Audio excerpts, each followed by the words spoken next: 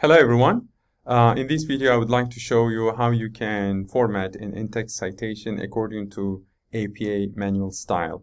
APA stands for American Psychological Association. In order to learn more about APA, you can actually purchase the 7th edition of the APA manual style handbook or manual, or you can just follow along this video to learn how to do an in-text citation.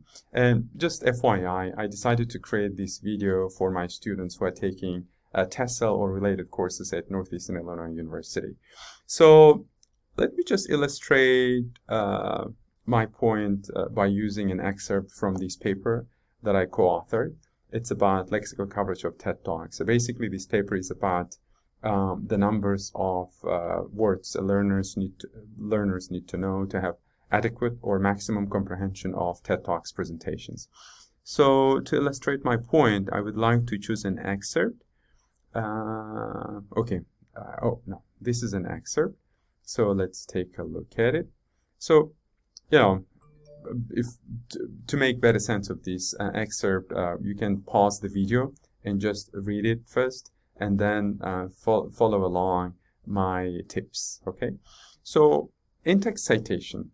As we peruse this excerpt, a paragraph, we can see a number of in-text citations, right? Here's number 1, Coxhead and Walls, 2012. And the next one is, again, Coxhead and Walls, 2012, but there's also a page number. Okay, what is it about? Okay, there's also another in-text citation by Graham et al., 2012. And here's another name, Takayasu, 2013. And here's another in-text citation with the familiar names that was previously mentioned, Coxhead and Walls, 2012.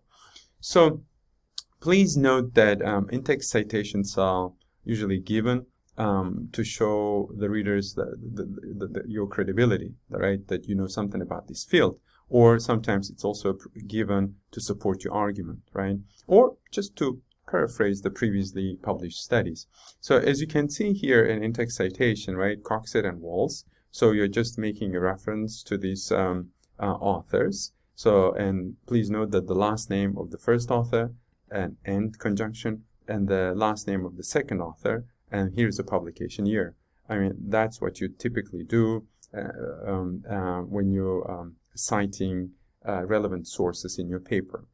And please note that we can see here the same authors, right? However, they're in the parentheses. One of the reasons they're in the parentheses is that because you are providing a quote, okay, directly copied and pasted from the works of these authors. So that's why here, the last name of the first author, and you use an ampersand sign, and the last name of the second author, and you put a comma, space, publication year, a comma, space, and you put a P.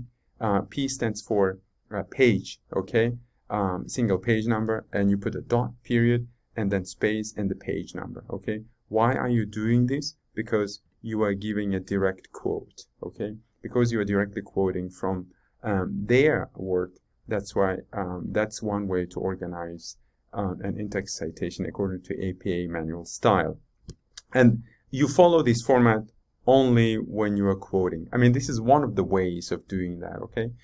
So another way to do that would be, as you can see here, Coxhead and Walls concluded. So it's sort of a reported speech, right?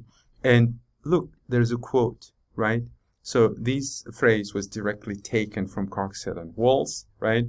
And so you started, unlike this format, you are starting the sentence with the last names of the two authors and the publication year always. And then you use the quote, you inserted the quote in the sentence. And because you are directly quoting it, you still have to indicate the page number. And here in the parentheses, you are indicating the page number. Okay? It's very important, especially if you're referring to the published book or published journal article, okay? And it's good for two reasons. One reason is that that you are indicating that you are quoting this.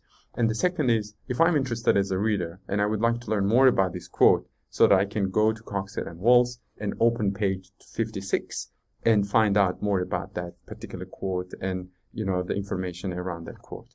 So that's one way to do that. And some of you might be wondering, how about if it's a video, right? You are directly quoting from the video. In this case, you don't have to include the page number. However, you have to use quotation marks if you're directly copying and pasting the speech directly from the video or the audio from the podcast. If it's from a website, then one way to do that would be, instead of P and the page number, you will do PARA, paragraph, right, which stands for paragraph, and the dot, and you will just count the paragraph number. Sorry for this message. You will just count the paragraph number and you will just put the number. Okay. Yeah, so that's how you do it. And please note that here I put C. Graham et al. What this stands for is that in this paper, the Graham is the last name of the first author. If you have a paper or the book chapter that was authored by more than 2 authors, then you can just include the last name of the first author and put et al., which stands for other, and put period and comma and leave space and include the publication year. Okay, and you don't have to include the verb see. If I want to emphasize something, I usually put see. Otherwise, it's unnecessary. Okay, so yeah, I mean, that's how you can do in-text citation according to APA manual. If you have questions, you can directly email me or leave your comments or leave your questions in the comment section. I hope you found this video tutorial useful.